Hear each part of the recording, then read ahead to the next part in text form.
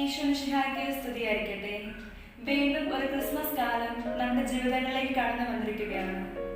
പുൽക്കൂട്ടിലേക്കുള്ള ഒരു ആത്മീയ യാത്രയ്ക്കായി നാം ഒരുങ്ങിക്കൊണ്ടിരിക്കുന്നു.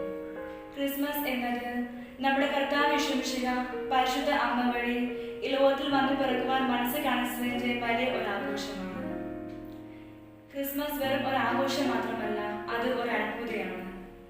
രാജാതിരാജനായ നമ്മുടെ കർത്താവ് ഈശോ കാലത്തൊഴുത്തിൽ വന്ന് പിറന്നുകൊണ്ട് തന്റെ എളിമയുടെ വലിയ മാതൃക നമുക്ക് കാണിച്ചതുപോലെ നമ്മുടെ ജീവിതങ്ങളിലും എളിമയോടും പരസ്പര സഹായത്തോടും സ്നേഹത്തോടും കൂടെ വർദ്ധിക്കുവാൻ ഈ ക്രിസ്മസ് നമ്മെ അനുഗ്രഹിക്കട്ടെ.